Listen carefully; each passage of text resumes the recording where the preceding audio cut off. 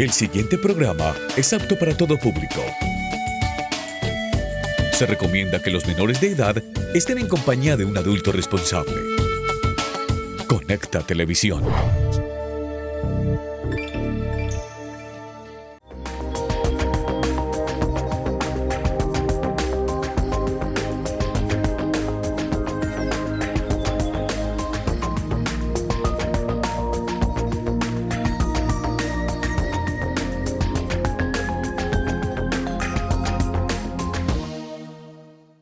Bienvenidos, bienvenidas. Esto es Cortésmente, programa que se emite desde acá, desde el municipio del Retiro, por nuestro canal Conecta. Qué placer estar con todos ustedes, recibir cada semana un invitado o una invitada con temas de interés general. Ya saben que para nosotros es muy importante, por medio de la palabra, del diálogo, de este espacio de conversación, generar información, conocimiento y acompañarlos a ustedes justamente en esos temas que nos interesan a todos y todas. Así que los invitamos para que estén durante esta media hora de programa. Hoy tenemos una gran invitada con un tema fundamental, importante en la sociedad, la educación. Estaremos hablando hoy en nuestro programa con doña Olga Lucía Sea. Ella es docente, trabajó por muchos años en el sector, también fue docente universitaria y pues con mucha experiencia y mucho conocimiento en el tema. Así que, doña Olga Lucía, bienvenida, qué rico tenerla en el programa. Gracias, Camilo, gracias a ti. Yo quisiera que iniciáramos hablando de poder entender un poco los procesos de escolarización en escuela, colegio, universidad, en fin, todo este aspecto que ya tiene que ver, digamos que con un currículo, parte, digamos que de un sistema, de una estructura que tiene una normatividad y en fin, y entender la educación como ese proceso que se gesta no solo en un aula, sino que tiene que ver con la sociedad, con la familia. Y en ese sentido, doña Olga, yo quisiera que empezáramos a hablar justamente desde su experiencia, ¿qué implica la educación? Esa consideración de lo que debe ser la educación en la sociedad. A ver, la educación es, digamos, el pilar fundamental del ser humano para desempeñarse como ciudadano, como persona. Y esa parte importante, digamos, la formación como ser humano es clave para el aprendizaje, digamos, en los distintos niveles. La escolarización implica una adaptación a un grupo mayor, a un grupo donde yo tengo que renunciar a ciertas cosas porque tengo que tener cierta consideración con los otros, digamos, donde tengo que aprender a convivir, donde tengo que aprender a ceder, donde tengo que aprender a vivir en comunidad y aprender también en los procesos de aprendizaje, porque los procesos de aprendizaje de cada uno son muy distintos y cuando llega al aula, cuando uno llega al aula, cuando yo llego al aula, encuentro un montón de seres que procesan la información de una manera distinta, que tienen una experiencia anterior, así sean los más chiquitos, tienen una experiencia en la familia que hace que ellos interactúen con la realidad, con los otros y con lo que están aprendiendo de determinada manera.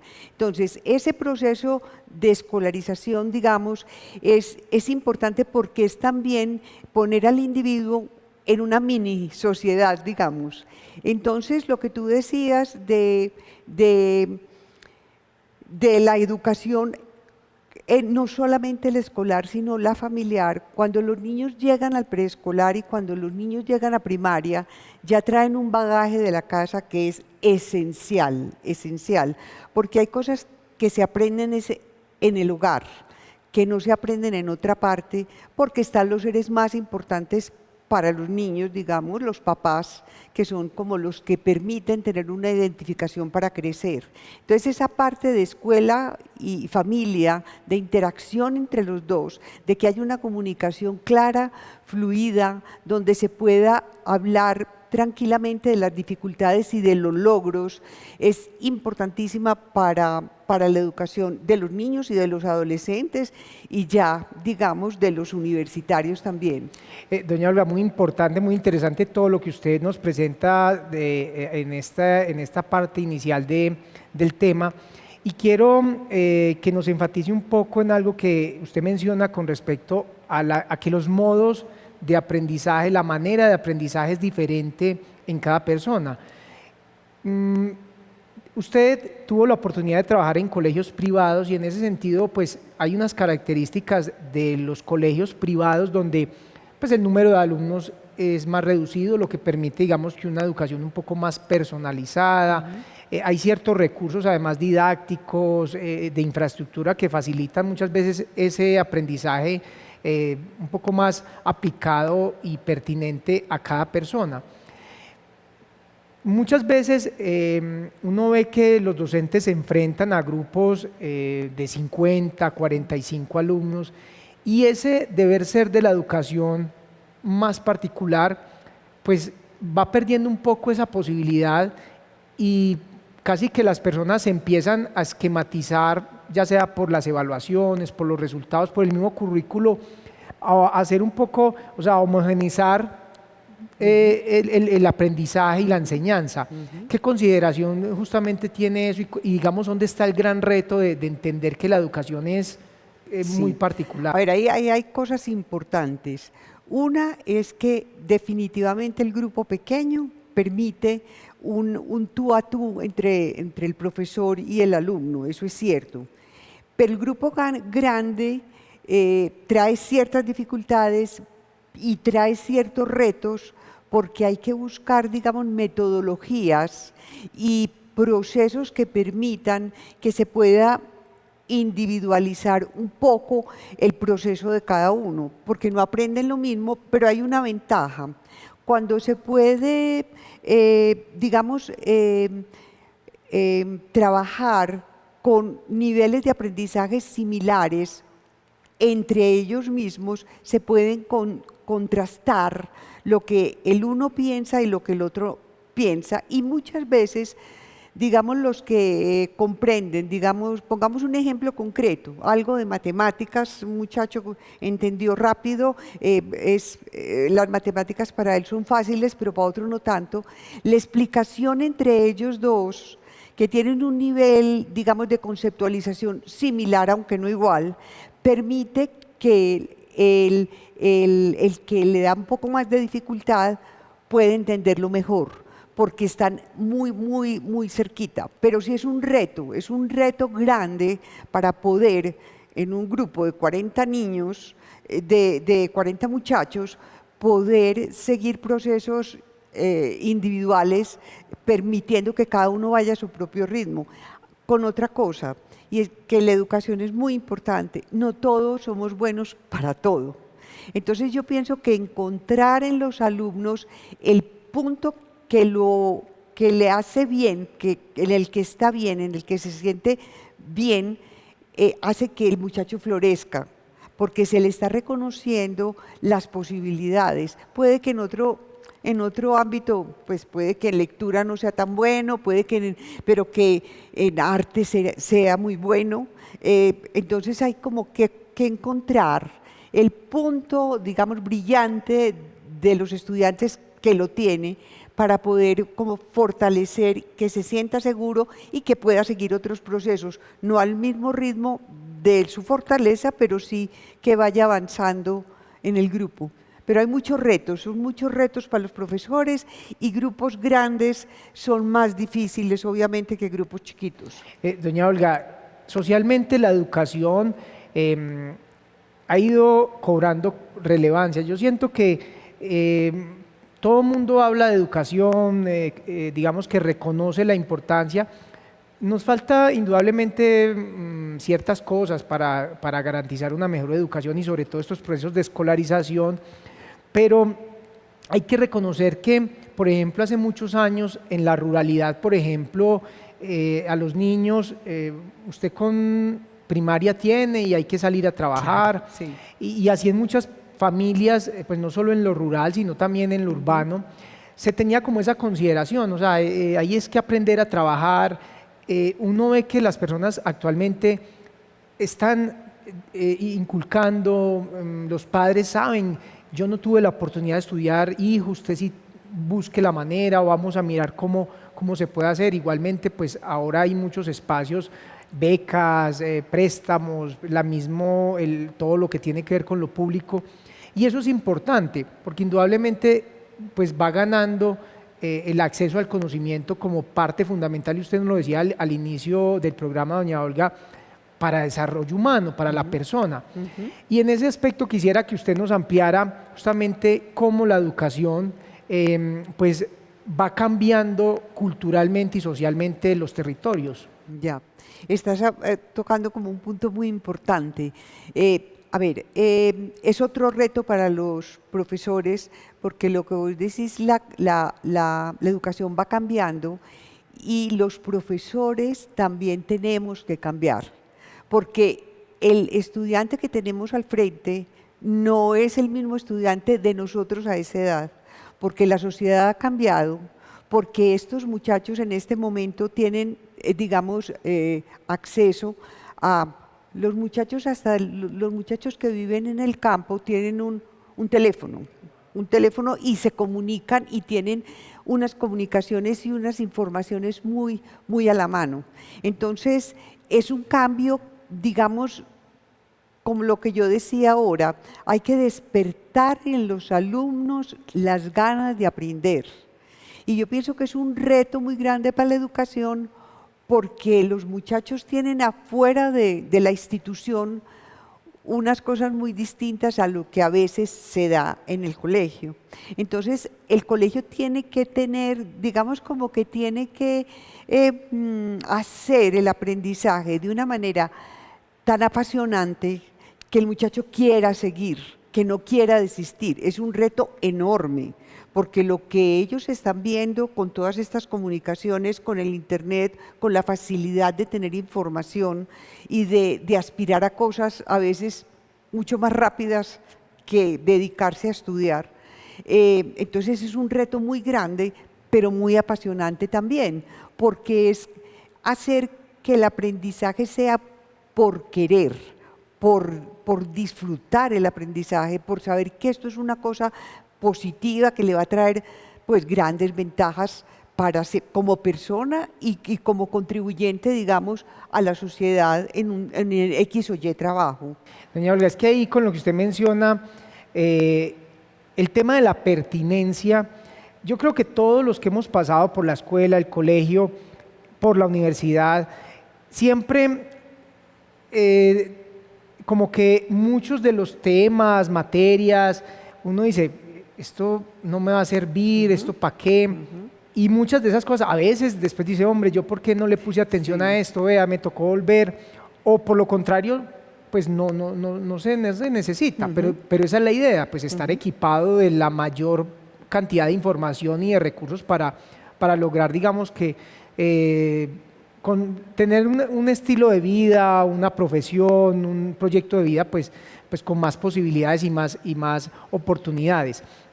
Y esta semana escuchaba yo, por ejemplo, con el tema de la inteligencia artificial, justamente con lo que ahora está dando todas estas herramientas y recursos que tenemos tecnológicos, que por ejemplo estos recursos están siendo muy utilizados, por ejemplo, para que la gente se ahorre el redactar, por ejemplo, hacer un análisis de un texto, y en ese sentido uno dice hasta qué punto también las personas ya estamos depositando, digamos, que la confianza en todo esto, y si antes decíamos que no había pertinencia porque eso no era lo adecuado, ahora tenemos, digamos, que todo a la mano, pero si no lo digerimos, no lo aplicamos, no lo comprendemos, pues casi que está cayendo uno en lo mismo, o sea, en un espacio vacío de interpretación, que hacia allá quiero dirigir la próxima pregunta de doña Olga, y es el tema de la pertinencia, la interpretación, la apropiación del conocimiento, claro, para poder ser como provechoso. Sí, ese punto es importantísimo, porque la información está, pero ¿qué se hace con la información? No es simplemente cortar y pegar y entregar el trabajo, no. Es qué se hace con esa información, qué posibilidad tiene el muchacho de explicar, de lanzar hipótesis, de contrastar una cosa con otra, de estar en acuerdo o en desacuerdo teniendo razones suficientes para estarlo o para no estarlo. O sea, como el desarrollo, digamos, de la capacidad de pensar, de disentir, de aprobar, con argumentos que de verdad se den, porque esa yo creo que es uno de los grandes retos frente a la información, además con informaciones que a veces son falsas y que ruedan y ruedan y nos lo vamos creyendo. Entonces yo pienso que el desarrollar la capacidad de análisis, de investigar, de preguntarse, de dudar, de verificar, es importantísimo. Yo creo que ese es el reto ahora grande, es buscar metodologías con los estudiantes que les permitan realmente investigar, preguntarse, analizar, desarrollar, digamos, un pensamiento creativo, un pensamiento que puede ser divergente, pero que es necesario desarrollar. Doña Olga, usted acaba de mencionar algo que me parece además muy pertinente, porque hay, digamos que muchas escuelas, hoy hay muchas pedagogías que justamente buscan esa enseñanza recíproca, ese conocimiento compartido. Cuando usted mencionaba que los docentes deberían de buscar con sus alumnos, me parece que es muy interesante porque esa formación, digamos que tan vertical del docente, pues como un poco omnisapiente, de disciplina, yo soy el único que sé, a veces hace que el estudiante como que no sienta que el conocimiento también se construye, ¿cierto? Entonces, en ese sentido, me parece muy interesante lo que usted menciona, doña Olga. Y también quisiera que habláramos del rol de los padres de familia. Uno sabe que hay padres de familia muy comprometidos, digamos que con lo que es el proceso escolar, académico de sus hijos, pero también para muchas personas como que depositan esa responsabilidad solamente en el docente, como que esto es responsabilidad suya y eso no me toca a mí. Desde su experiencia, desde lo que ha sido, digamos que su bagaje, ¿cómo hacerle entender a los padres de familia que a veces no creen que eso es con ellos, de la importancia de ellos en el proceso académico? A ver, afortunadamente yo trabajé en educación preescolar y los papás con los que yo interactuaba, que inclusive ahora me he encontrado con algunos que ya tienen sus hijos grandes, los papás en esos niveles iniciales los sentí muy comprometidos. Eso no pasa en todas partes. Afortunadamente con la gente que yo trabajé, muy comprometidos en esa educación de los niños, como también vi en otros sectores niños con una carencia emocional de los papás grandísima, niños tristes a los 3 años, ya niños tristes, porque el papá no está, porque el padrastro le quemó la mano, porque etcétera, etcétera. Entonces hay cosas que se contrastan muy grandes y yo digo que hay una cosa y es, tanto los maestros como los papás nos tenemos que formar como papás y como maestros. ¿Por qué? Porque lo que vamos a hacer es como una referencia, lo que te decía ahora, para los niños y para los adolescentes. O sea, los papás tienen que ser papás. Hay una moda de que yo soy amigo de mis hijos. Yo creo que los papás no son amigos de los hijos, los papás son papás, pero papás que los acompañan, papás que son modelos, papás que se reflexionan su rol de papá y cómo ayudarle al niño a crecer. Entonces, ese rol de papá y esa comunicación de la escuela con la familia es fundamental. En muchos casos es positiva y yo aspiraría que fuera mucho más, pero afortunadamente con lo que en mi experiencia a nivel de colegio hubo mucha respuesta, algunos no tanta, pero sí compromiso frente a la educación de los niños, como también en otros sectores, por distintos factores sociales, niños muy desamparados, muy desamparados. Doña Olga, entender el rol que tiene la escuela, el colegio, el docente, realmente es algo que muy seguramente pues tiene un valor para unas personas, para otras pues es algo que simplemente pues se debe hacer porque así lo dice todo el mundo, porque socialmente pues nos dicen que hay que estudiar, hay que tener un título y todo esto.